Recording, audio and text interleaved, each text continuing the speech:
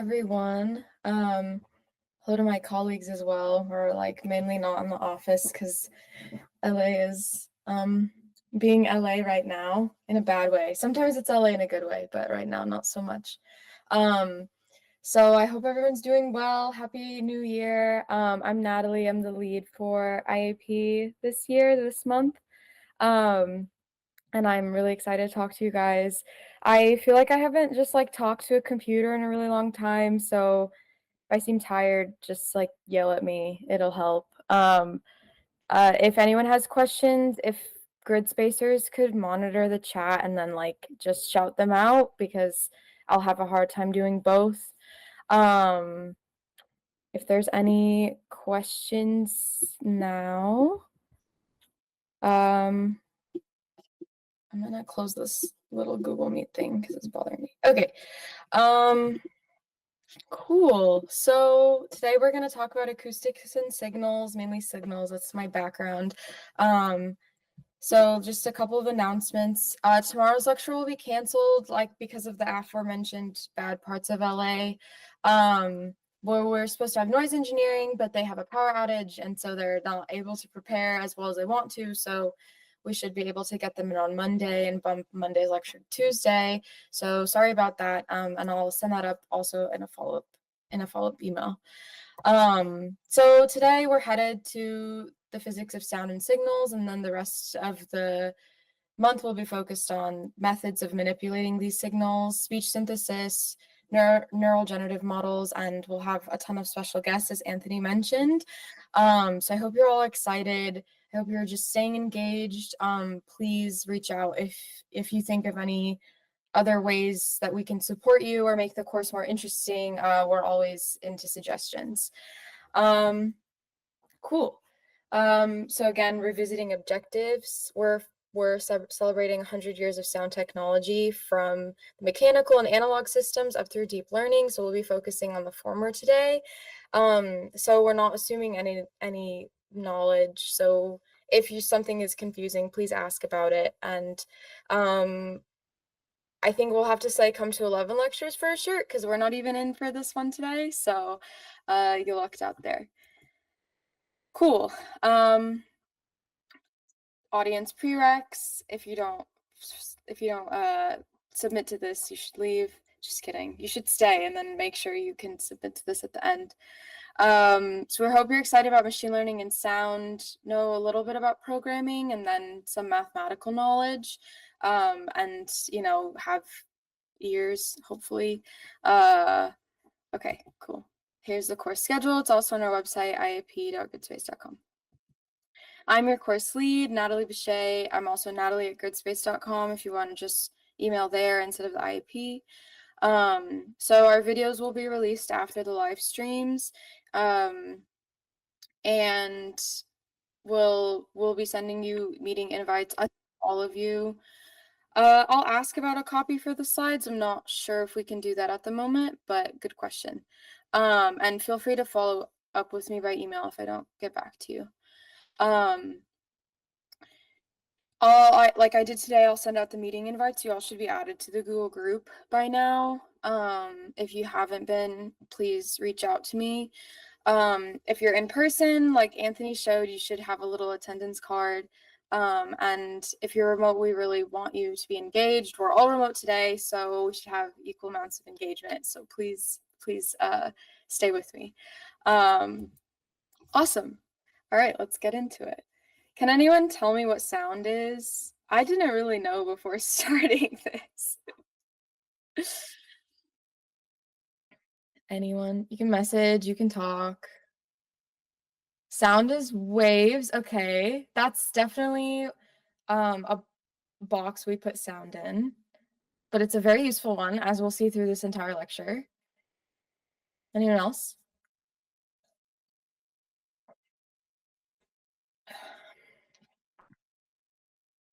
Pressure, definitely. Pressure is, we'll see how those two things come together. Pressure over time, awesome. Yeah, so these are all good and accurate definitions, and they're all gonna come into play today. So Sound, as we like to think of it, is represented because of a cyclical pattern of particles bumping into each other in physics. So let's watch a little video. Let me know if the sound is good, Kevin or others. Okay. So this is just a brief of the sound wave of a popping balloon. This graph shows the pressure waves, or waveform, produced by popping a balloon. The vertical axis is pressure, or the amount of force the particles bounce into one another. The horizontal axis is time. These high points in the waveform are called compressions, and they are where the particles are compressed and bouncing around a lot and thus have a higher pressure. The low points in the waveform are called rarefactions, and they are where the air particles are more spread out and not bouncing around as much, and thus have a lower pressure. Both the graph and particle animation help to visualize sound, which, as we know, is invisible to our eyes. The measurements are taken at a single point in space. In this case, the pressure was measured by a microphone. In order for your speakers to duplicate this sound, the diaphragm in your speakers just have to move in a similar fashion. The entire sound takes 1/10 of a second for your speakers to duplicate. This visualization is just the first section of the overall pattern of cycling compressions and rarefactions produced from a popping balloon. In just this quick sound, there are about 50 of these cycles. If we slow down this sound to 4 seconds,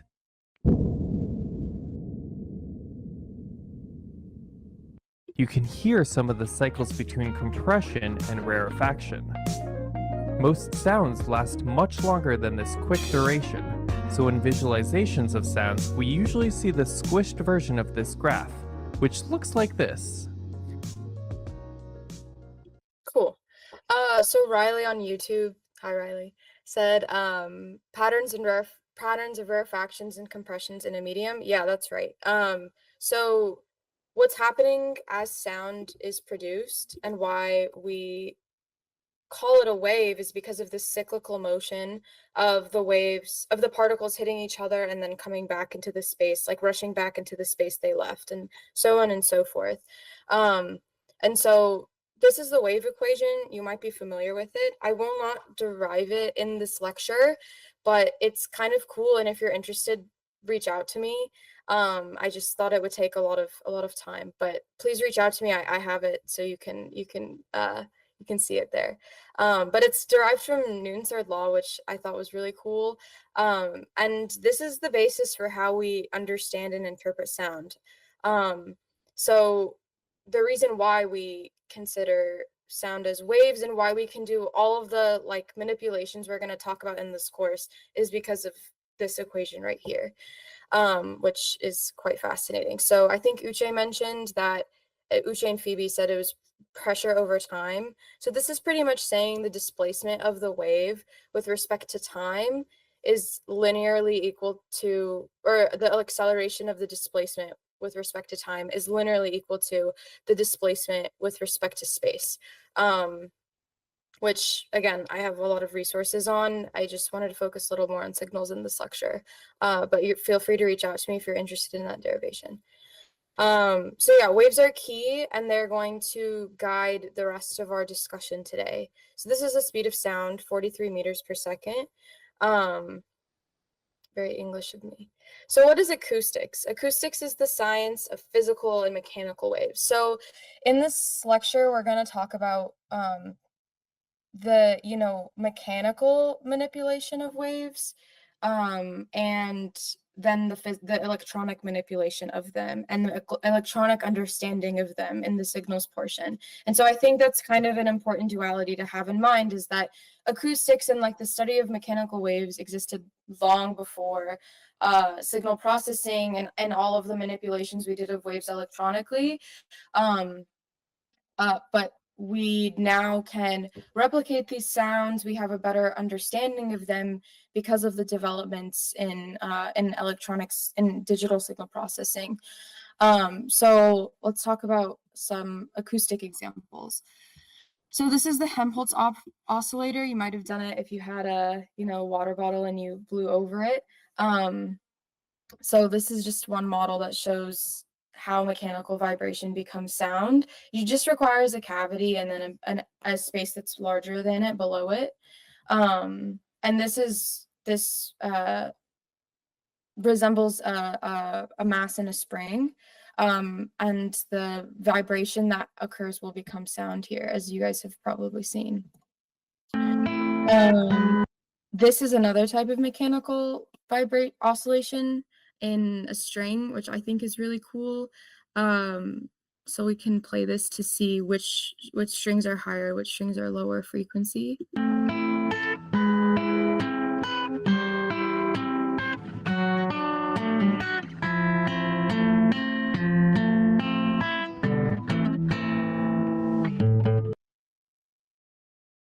I recommend.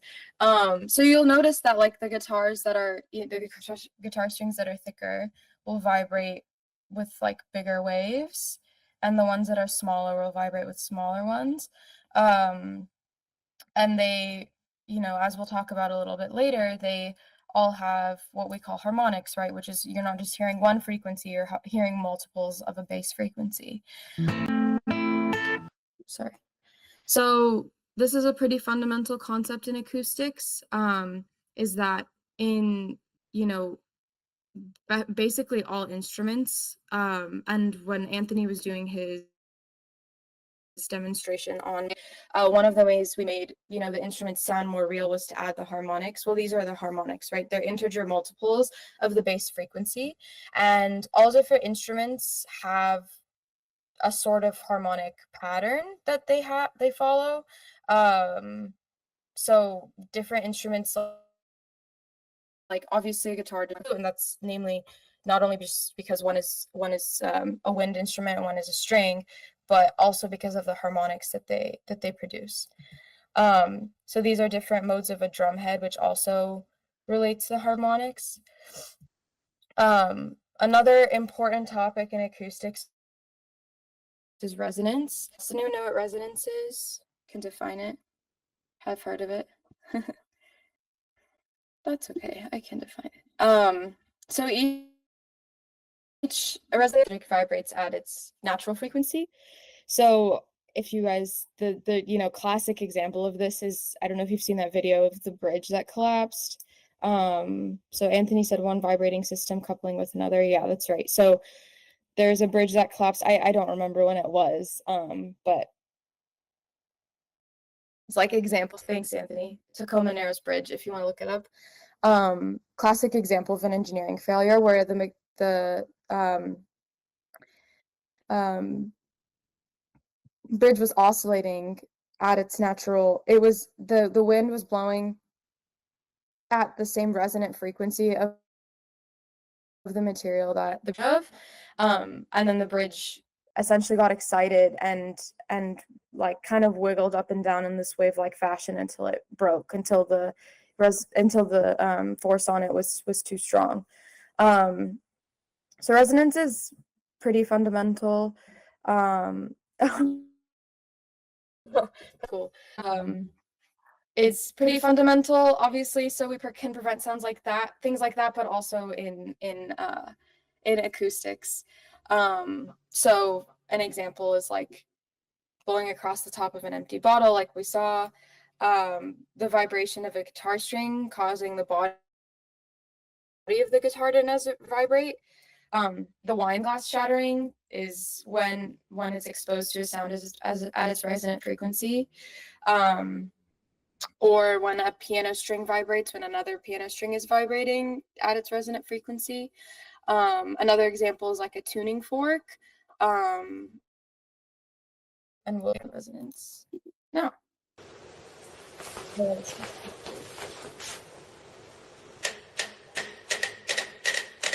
This is simple product engineering.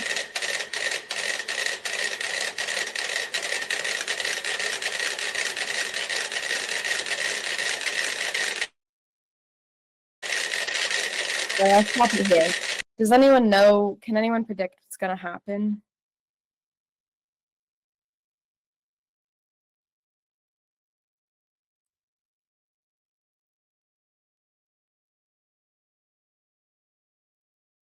Don't be shy. Yeah, they always the vibes will be good too. They're always good here. Yeah, I'll see up to that part. We're getting closer.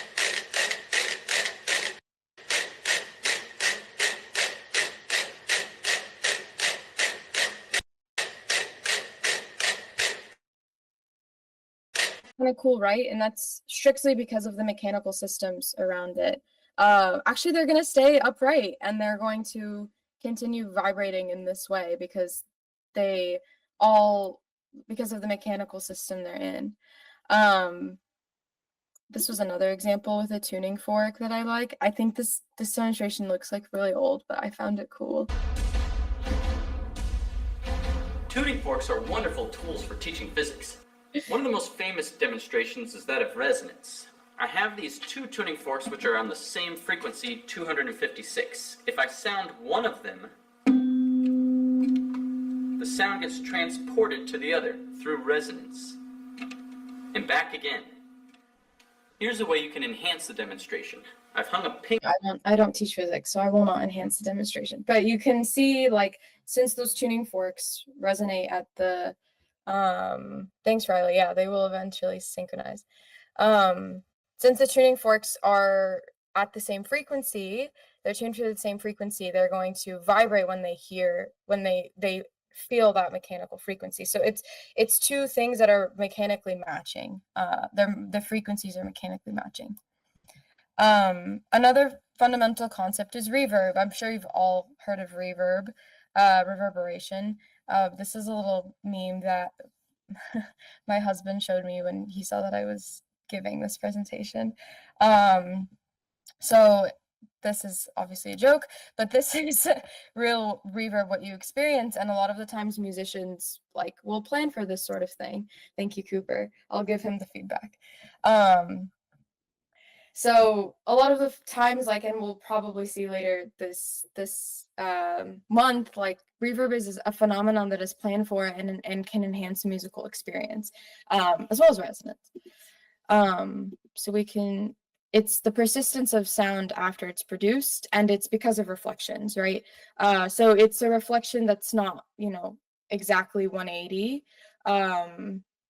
When a sound is exactly mirrored in the opposite direction, but because the sound doesn't bounce off off of a flat surface, as a call, for example, it'll create this echoey effect with this delay. So we've all experienced reverb before, clapping your hands in a large empty room, hearing a prolonged echo after a choir sings, lingering sound of a guitar after plucking, or speaking in a large hallway where your voice seems to bounce off the walls repeatedly, right? We've all experienced reverb in some sort of way. I have another video. I wish I was a musician. I could demonstrate all of these myself, but you'll have to stay tuned for noise engineering for that. So let's see, some examples of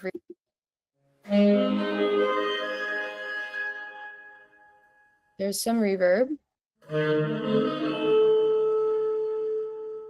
Reverb, not the nicest note.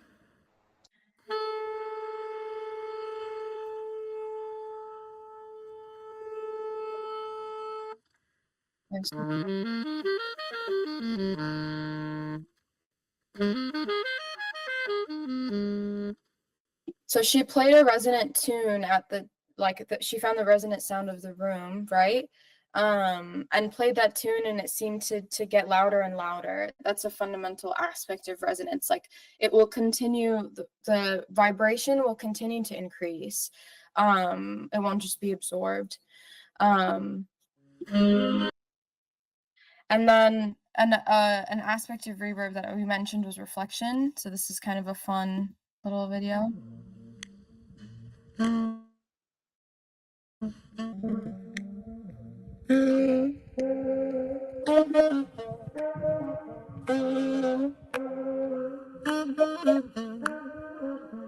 that goes on for quite a while. I thought it was pretty cool. Example of reflection where he has it. I mean, I don't know if he built this long, big thing for this demonstration, but he figured out the tempo and the rate that the reflection has to happen for that, for him to be able to play a song like that. So it's cool. Another thing that has to be considered in acoustics is the Doppler effect. Of course, we've all seen this. If, you know, when a car drives by and the horn, you know, will sound differently when it was coming towards you versus when it was going away from you. And that's because the speed at which the wave is hitting you when it's driving towards you is faster. The frequency is higher than when it's going away from you, right? Then the frequency is lower. So as it's coming closer to frequency,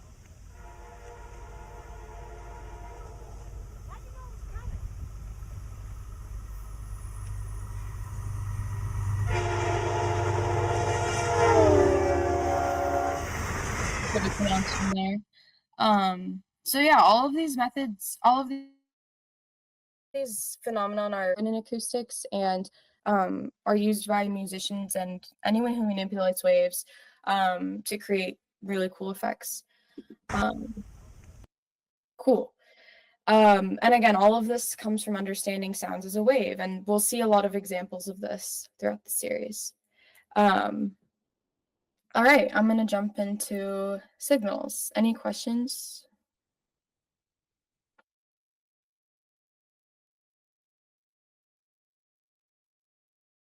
Awesome. Okay. So digital signal processing. We're going to talk about this from a very fundamental point. So if you're not familiar with this material, no worries. This is mainly to provide exposure and to demonstrate that, you know, we have a physical understanding of waves, and that's extremely important. But the way we manipulate these, the way we're even able to listen, the way we can speak on the phone is all because of DSP. So physics absolutely provided the fundamental understanding and even the reasons why we need to consider sound as a wave. But DSP is how we're able to captivate on that understanding and to expand it even further. So a signal is information over channel, right? A signal is a function that conveys information about a phenomenon, right? So this is an example of a signal. This is also an example of a signal, one that might hit a little close to home. These slides were made before the fires. Smoke is signaling a fire, right? That something is happening. Sorry, everyone. I'm sorry. Moving on. This is also a signal, whereas maybe you guys are doing this right now because of the last one. This is also an example of a signal, right? Like these are all simple in 2D that can be analyzed using signal processing, using 2D signal processing. So as I'm talking right now, or if I was talking to you and we were in the same room, my voice would be the signal and your ear would be, the receiver. And as I'm talking over the phone, or maybe this is like a little different because of Wi-Fi, right? We have a signal and it goes through a lot of things and it's reconstructed into, something close enough to the same signal, right? So signal processing refers to the science of analyzing time varying. So that can be anything. There are multiple time varying physical processes. So signal processing is broken down into two obviously really closely related categories: analog signal processing and digital signal processing. So this is an example of analog signal processing. So you see all these like capacitors, resistors, I can't even believe I remember what those are called, op amps, grounding, power, all the sorts of things that are, hooked together to, analyze a given signal that's coming in through here. This is analog signal processing. So this is how, radio used to work, for example. And, you know, this is a guitar amp, which is a lot of circuitry, right? And so what the fundamental mode of signal processing in analog in ASP is circuits, right? So the signal becomes data points instead of, you know, just a wave of sound, and then we can do digital signal processing on it. So, you know, we have this whole giant schematic, and instead of doing this and using this as a filter, we have some sort of mathematical description for our filter at a point J multiplied by, you know, samples at a particular point. And, you know, that's an example of convolution, which we'll get into a bit later. So, you know, one might look more simple. In reality, there are a lot of the same principles that are applied in both fields. But in digital signal processing, a lot of speed ups because of linear algebra occur, and we'll just allude to them briefly in this presentation. So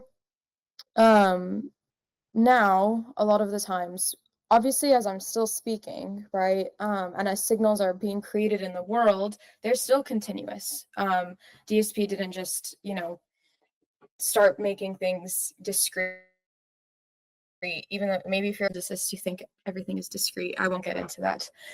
But in my perspective, sound is continuous. Waves are continuous. They are modeled continuously in physics for the most part. And so we have to digitize them ourselves. So we can analyze them. So here's just a quick example.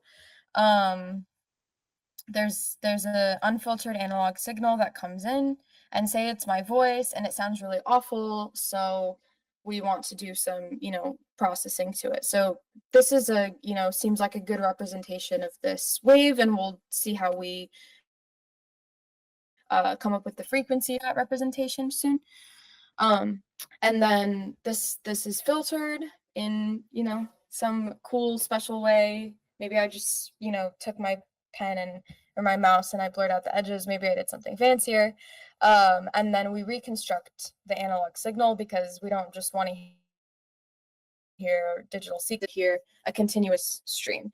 This is very fundamental in all of speech synthesis, all of music production, right? This idea that we take something continuous, we digitize it, we filter it, we do work on it, and then we, you know, make it continuous again. That's a really fundamental process in signal processing. Cool. So the basis and the most important and kind of elementary tool and wave we have is the sine wave. Just a shifted cosine. If you like cosine, don't be sad. There, it's here for you. So it's the signal primitive. When we start, you know, introducing signal processing, it's where we start demonstrating all of these manipulations, right?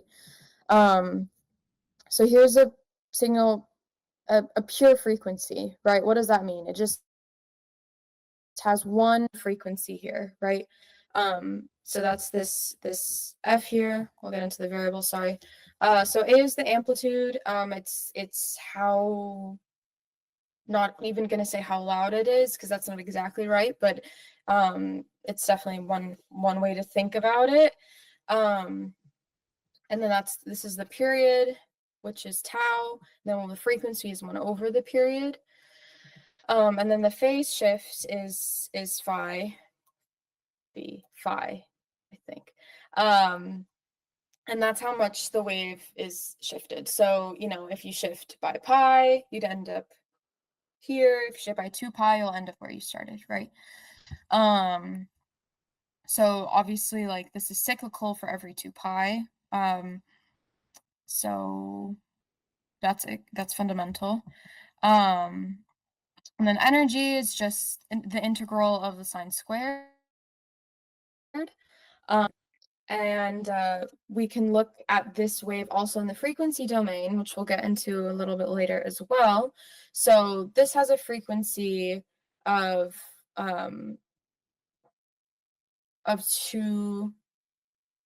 omega over 2 pi, and then this will have a frequency of omega here. Cool. And then we have real waves, right? So we heard a lot of real waves already today. Real waves are not just sine waves, right? Like Anthony showed on Monday, he just played a sine wave and it just sounds like a beep, right? It just sounds like one frequency interesting happening. And then he asked, how to make this sound like an instrument? And everyone said add harmonics, right?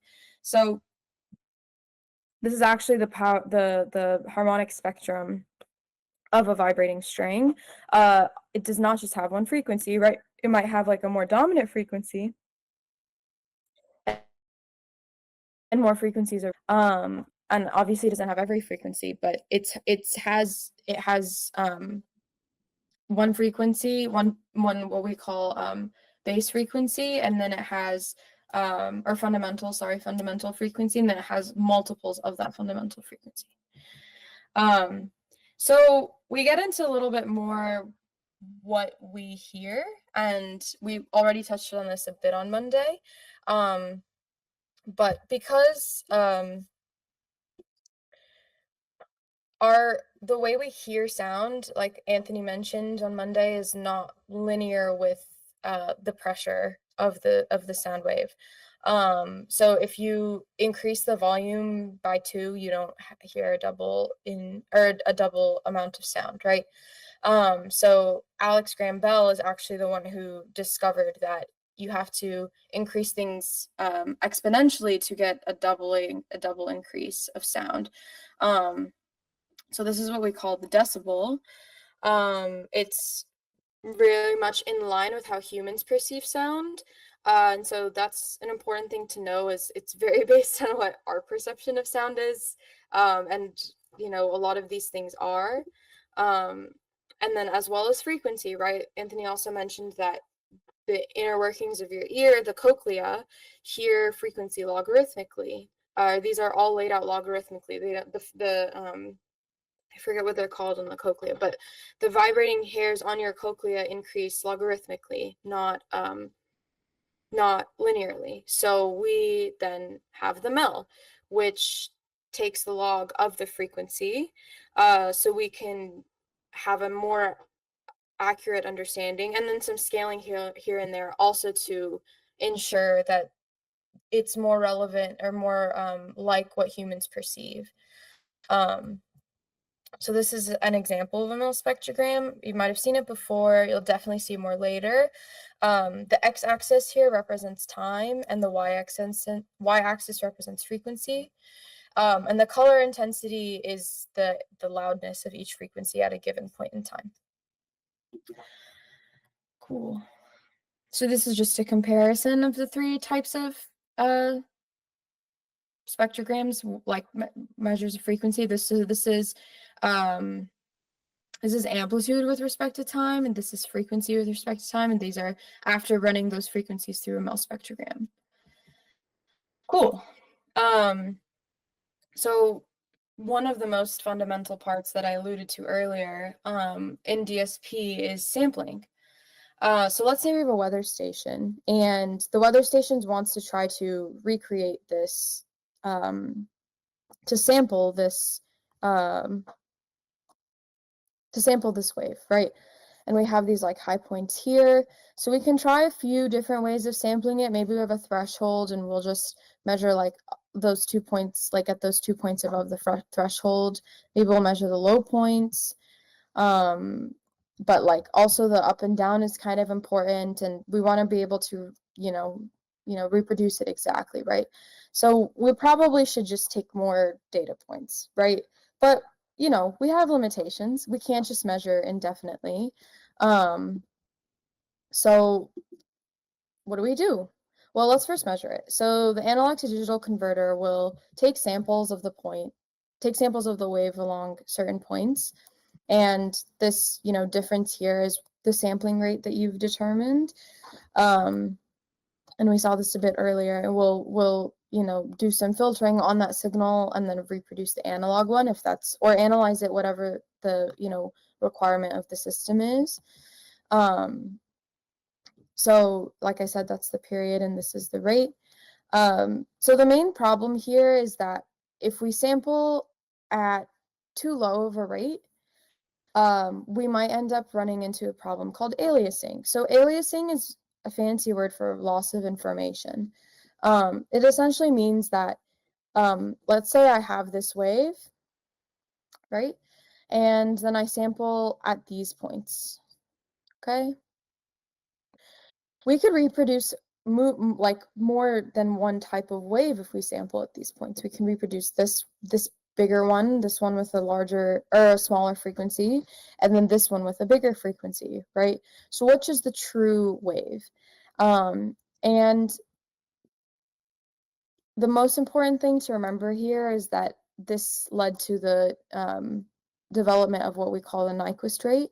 So the Nyquist rate states that in order to accurately reconstruct, or not even reconstruct, but resemble or have a good understanding and match the frequency of the wave you've sampled, you have to sample at least 2 times the largest present frequency.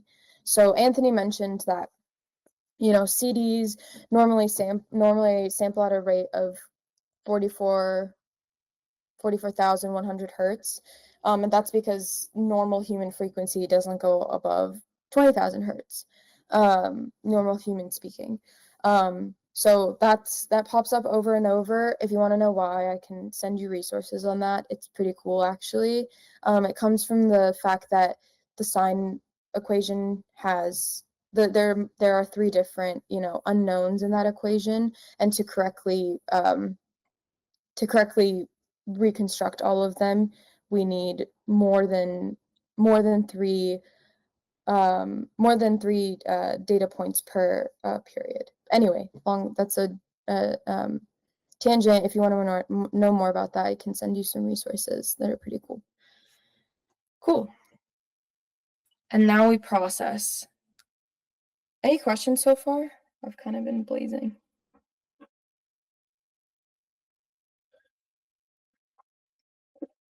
Awesome. I'm going through a lot of topics. They're pretty important, signal processing topics. So if you're interested in any of them or want more details, please reach out to me. Awesome. So now we have to talk about the frequency domain. So a lot of the times when we take samples of signals, like we saw in the, with the balloon popping, it looks just kind of like, a mess a lot of the time. And so using the frequency domain is extremely important in trying to figure out the nature and what things have occurred, what frequencies have occurred in a given time domain signal. So we have this example here. And we'll talk about the Fourier transform. So let's say I have these 3 waves and they're added together. So we can see very clearly what the frequencies are, right, in the first 3. But we've scaled them like by some C or whatever, and we've added them all together. I don't think it's very clear at this point to figure out what the frequencies are, right? And what 3 frequencies, even though it's only 3, right? What 3 frequencies have combined to form the wave here on the bottom. And so this is where the Fourier transform comes in.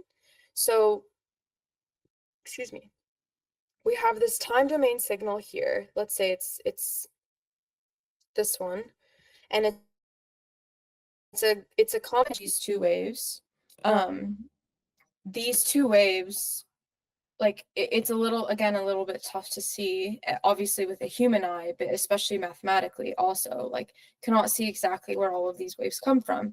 And so we take the Fourier transform of this, so we like the frequencies of those produced waves, and so we can do analysis on them, and especially so we can do filtering and convolution, which we'll talk about in a bit, which is actually one of the most important parts of the Fourier transform.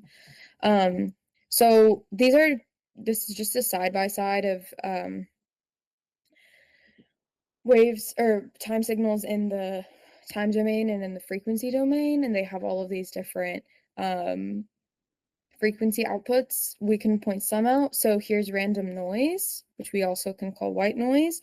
White noise just has, you know, a line in the frequency domain, and that's because it has essentially all of the frequencies.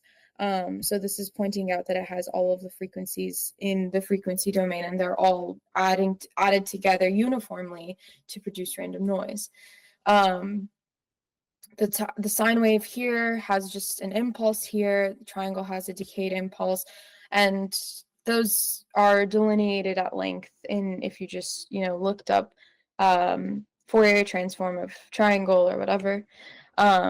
But this is just to kind of give you some intuition and how useful this can be. So let's define what a complex exponential is. It's essentially a sum of a real part of a real wave and a complex one. And this will be your phasor. So I'm sure we've seen this before, right? This angle here is the phase shift. And as we go around, we, you know, will replicate this wave here. It's not exactly intuitive right now of why like if we have real waves, why they have a complex part, and I won't get into that, but if you're interested, let me know. Cool. So this is the Fourier transform. It looks quite mathematically complicated, and we're not going to get too in-depth into it. It's just important to know about, and this is obviously the continuous one. What's important to notice is that we have the time domain here, right, multiplied by this complex exponential, and we get out the signal in the frequency domain.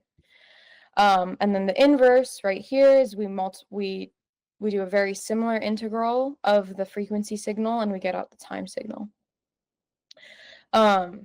This is an especially important signal in DSP. It's called the Dirac delta. So it's essentially a signal just at 0, and it goes up to 1.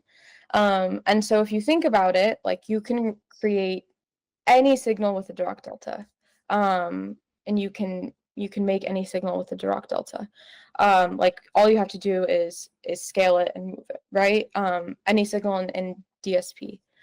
So that's extremely important and used a lot in convolution, and as we'll see shortly. So this is a sequence of impulses, and this is what I was alluding to earlier. One of the most important concepts is the sifting property of the impulse, which is when you take an impulse that's at lambda. So this is, you know, this is x minus x naught, right? So delta of x minus x naught is a delta that is centered at x naught. So if you take a delta that is centered at lambda and you multiply it by f of t, then you get f of lambda. So in that way, we can sift and move any of our signals with the Dirac delta. The Dirac delta is very useful and is like basis again for convolution, as we'll see in a second. Like I said, so this is, you know, the sampled signal, and these are all, you know, instances of impulses. So like these are all impulses at specific amplitudes and shifts, right? So let's talk about filtering, because that's an excellent application of the Dirac delta. So these are analog filters. This is not exactly the filtering that we do now. It is done now, but not non-DSP. So these are different types of filters. You know, we send, you know, a voltage in, and we get, you know, these are kind of what the filters look like. And then we get a voltage out. And we use this block diagram form to represent the filtering. So in the digital filter system, we have really the same sort of thing. We can add them together, can multiply. Excuse me. We can have a unit delay. We can yeah. Sorry. So this is the Z transform. It's analogous to,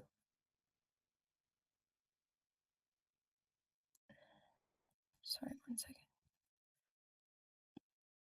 It's analogous to, it's how we do a lot of analysis of the signal in the discrete space. So these are all of the, transform pairs. And then last but not least, we'll talk about convolution a bit, which is where I was headed. Yeah, Anthony corrects me. Sorry, it's not the discrete Fourier transform, it's the discrete Laplace transform. So why I mentioned convolution was why I mentioned the impulse response was important was that it characterizes a filter. So this H of n that you see here is what we call the impulse response of a filter. So if I have a low pass filter, for example, and I pass a Dirac delta through it, it'll output its impulse response, and that impulse response is how we compute the output of putting any sort of signal through that filter. So, for example, if I wanted to know what would happen if I put x of n through a filter with h of n, where h of n is the impulse response of a given filter, I compute the convolution of x of n and h of n, right? So this is the convolution. You might have heard of it. It's flip and drag, if you've heard of that. And you might have heard of like convolutional neural networks. Like this is the mathematical basis for that. So why is the convolution so important? It's important because it's how we know what the output of a given waveform is to a given filter. But it's mathematically complicated. And one of the best things of the Fourier transform is that it simplifies the convolution to multiplication. So that's right here. So where in the time domain we had y of n and h of n, y of n is h of n convoluted with x of n. In the Z transform space, we have y of z is equivalent to h of z times x of z. So that's what we call a transfer function. And again, it's extremely important in signal processing and is fundamental in how we construct our filters, how we know what's going to be the output of our filters. So this is a simple example of what one of those block diagrams might look like. And we have the FFT written here, which I mentioned was a speed up. What I mentioned, there's speed ups of the discrete Fourier transform. The FFT is the fast Fourier transform, which utilizes symmetry and linear algebra to quickly compute the discrete Fourier transform. So it's used a lot now. We don't really use the pure DFT anymore. We use the FFT. And last but not least, we have all of these. There's a lot of them are written up for you, Fourier transform properties. That's all I have for you guys today. Are there any questions? I did speed through some of it. Cool. Sorry, I didn't write a concluding slide. We finished right on time, which is awesome. So, like I said, we're going to be postponing tomorrow's lecture to Monday because of noise engineering being in LA and having to deal with everything that's going on in LA right now. So we'll be putting that at 4 p.m. and then we'll be moving the lecture on Monday to Tuesday. So that's Nico's lecture. Get excited. That's on subtractive synthesis. So next week will be a pretty heavy week.